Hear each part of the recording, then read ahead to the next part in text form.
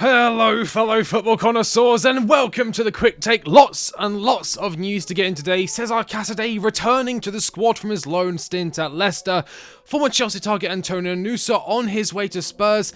And historic news as Benjamin SESKO'S release clause is revealed. Before I continue, I would like to quickly remind you I am running a giveaway with OwnASaber.com where at 15,000 subscribers you could be in with a chance at winning the King of London lightsaber, the perfect saber for every Chelsea fan. 3 participants will be chosen and all you have to do to enter is subscribe to the channel and check the pinned comment down below for more information. And with that, on with the video. Starting off with Cesar Casadei. Cesar Casadei returns from Leicester City loan.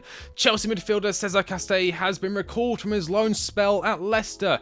Casadei made 25 appearances in all competitions for the Foxes this season and scored 3 goals. The 21-year-old joined the Blues in August 2022 from Inter Milan and was part of the first team squad that travelled to the United States for pre-season in the summer. Now, of course, those of you who remember watching the pre-season games as I do, it is one of my fondest memories of Chelsea for every season is the pre-season, the friendly, the pre-season hype, everyone talking about it, everyone watching the games live, everyone discussing the games live, getting excited for the upcoming season. And Casadei was one of the names I saw, one of the players I saw, I was like, oh, actually, he looks quite good. And of course, he went on to Leicester, and from what I've heard from Leicester fans, they absolutely hate him. So, and I did have a look at his FB ref here, and I'll get into that in just a second, but 25 appearances for Leicester, 1,111 minutes played, about 45 minutes per game, so pretty good game time considering when you look at Andre Santos, who's had absolute zilch this season. He's not done too badly there. But I did mention his FB ref rankings, and it does look a bit dire for shooting. You know, he's doing fairly well for expected goals compared to other midfielders at 95th percentile,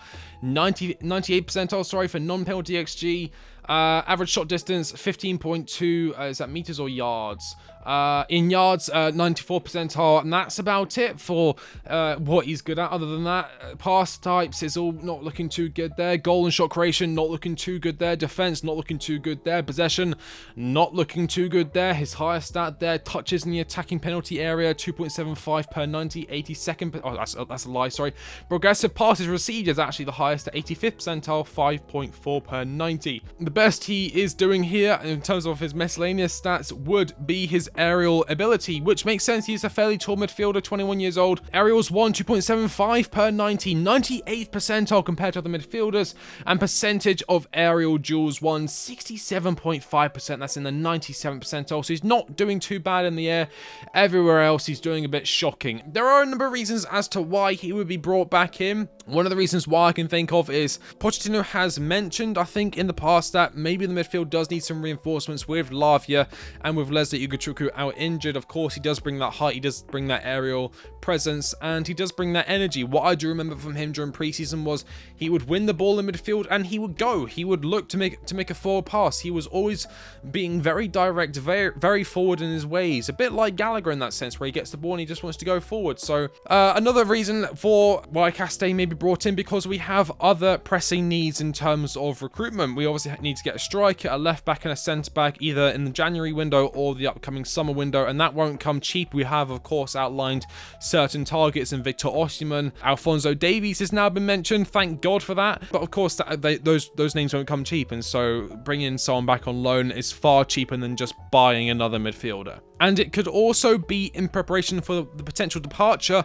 of Conor Gallagher to Spurs. Of course, Spurs do still hold an interest in the English midfielder, and we will see towards the end of the window, as I have said in the past few news videos, that we will see in the last few days of the window where Conor Gallagher will go. His contract does end, I think, next season, and he is yet to sign, or really there's been no real progression in terms of a new contract for Conor Gallagher. And of course, much like the stuff with Mason Mount last season, either sign a new contract or you go. You got 1 year left in your contract. There's no in between. We're not going to let you go for a free when we could potentially get 40, 50, 60 million pounds for you. It's just, it's bad for business. Some may say he's Cobham, he should stay, but if he's not going to sign a new contract, then the owners are kind of backed into a corner. What's best for the club going forward? He's going to leave anyway. May as well cash in a year early and then reinvest that money into another player who potentially has a more long-term future for the club. But that is not the only news for today. No, talks are taking place between Tottenham and Club Brugge for talent Antonio Nusa. Of course, Chelsea did want to sign Nusa towards the tail end of the summer window. There's no formal bids yet, but deal on, as HLN reported. Understand Nusa doesn't want to leave in January. Deal could be done now, but for the summer. And as far as I'm aware, that was the deal with us towards the end of the summer transfer window. He didn't want to leave Club Brugge so early on, and it does look like he wants to stay the full season there, but it does look like Spurs are edging closer to that deal. Spurs are in talks with Club Brugge over a potential move for Antonio Nusa, as HLN first called. No bid yet, but likely to with a buy with a loan back structure, could an offer be tabled. Chelsea tried for Nusa last summer. He's been discussed internally this window. Interesting. So he may see a late Chelsea hijack. Of course, Chelsea do like to hijack Spurs targets. I'm going to mention one right now. Willian, he actually turned out fairly well for us, and then he went to Arsenal and then went back to Brazil, and now he is at Fulham now, and he's doing fairly well there. I think he's at Fulham. Yeah, he's at Fulham. So you never know. I do think he does have a bright future. I do think he's a very technical forward. Norwegian, of course, he is part of that Norwegian generation coming through, the Haaland, the Odegaards, that level of competition. So interesting future, playing alongside one of the best strikers in the world right now, internationally. I mean, I don't know. It's a strange deal, this Nusa one. Do we let him go to Spurs, or do we just do what we've done so far since Toboli has come in and just sign players for the sake of signing players so that other clubs don't get them? It does kind of feel that way for a number of players that we have signed. I don't know. Let me know in the comment section down below. Would you sign Antonio Nusa for 30 million euros?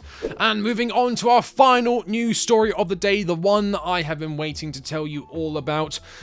And it's coming in now. Exclusive, this is coming in from Philip Hins from Sky Sports News. Exclusive, release clause in Benjamin Sesko's contract valid from this summer, 50 million euros. As Sky exclusively learned, Benjamin Sesko's contract includes an exit clause worth 50 million euros, valid from summer. Sesko moved to Leipzig in the summer for 24 plus 6 million euros to 30 million euros altogether. This clause was a necessary compromise. Of course, Sesko has been vocal towards his desire to play in the Premier League. He's somewhat worried about his, well, I say somewhat, he's worried about his lack of minutes at RB Leipzig so far. Of course, Openda and Poulsen having a very good season, and they have created a very nice, well-oiled striker partnership at RB Leipzig, and it's hard to break into that fold. Of course, the young striker trying to find his way into the side is never easy. So far this season, Sesko has made 23 appearances for RB Leipzig, 7 goals, 2 of which were in the Champions League.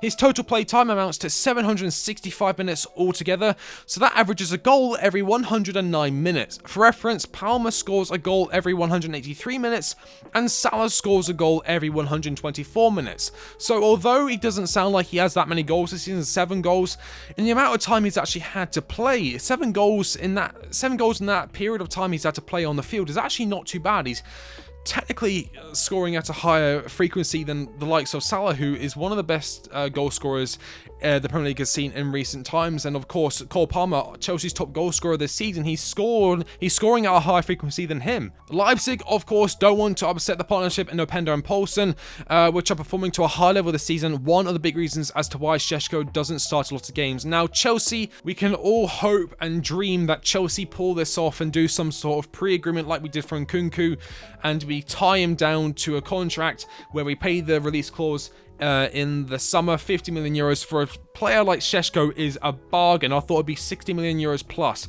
The technical ability on this guy, the goal scoring natural ability on this guy, he's so tall, he fit perfectly with the Premier League. A lot of people have compared him to Haaland, and during his time at RB Salzburg, his teammates actually described him as a better player than Haaland was during his time at Salzburg, and Haaland was very highly rated at Salzburg. How much would you pay for Benjamin Sesko? Let me down in the comment section down below.